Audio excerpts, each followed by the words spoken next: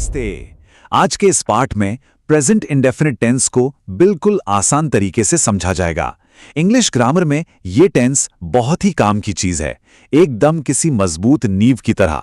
तो चलिए बिना देर किए इसे फटाफट समझते हैं।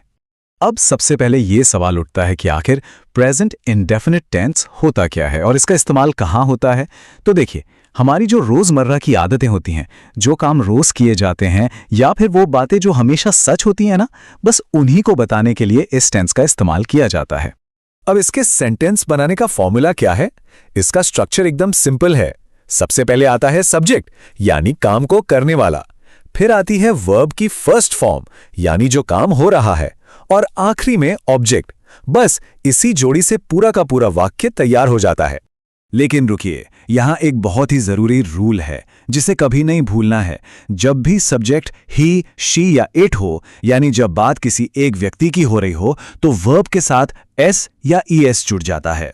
उदाहरण देखिए, आई प्ले फुटबॉल, लेकिन ही प्लेज फुटबॉल। इसी तरह शी गोज टू स्कूल और दे ईट फूड। ध्यान दिया, आई और दे के साथ वर्ब अपनी नॉर्मल फॉर्म में है, लेकिन ही और शी के साथ एस या ईएस लग गया है ना मजेदार? चलिए इसे कुछ और उदाहरणों से समझते हैं।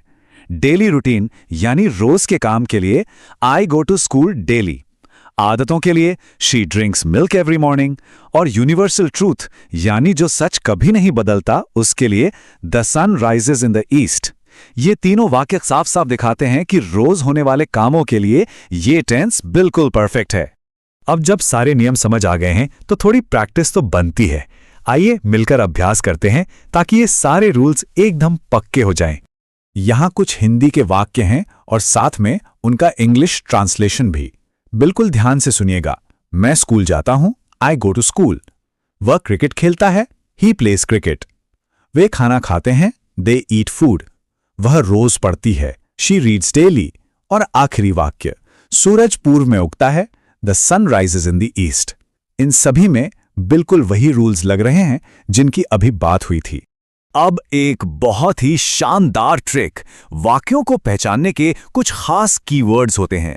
अगर किसी सेंटेंस में डेली, ऑलवेज, ऑफन या एवरीडे जैसे शब्द दिखें तो झट से समझ जाना चाहिए कि वो प्रेजेंट इंडेफिनिट टेंस है।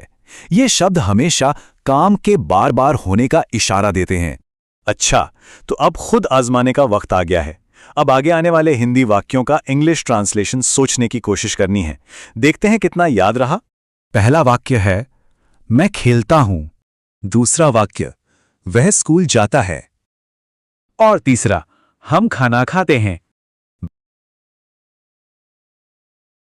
बिल्कुल सही। इन्हीं छोटे छोटे प्रयासों से एक दिन बहुत कुछ सीखा जा सकता है। अगर आज का ये पाठ अच्छे से समझ आ गया है तो इसका अभ्यास ऐसे ही करते रहना है। और हां, अगले नए विषय के लिए भी पूरी तरह तैयार रहना है, क्योंकि प्रैक्टिस से ही तो ग्रामर पक्की होती है। इस सेशन से जुड़ने के लिए बहुत बहुत धन्यवाद।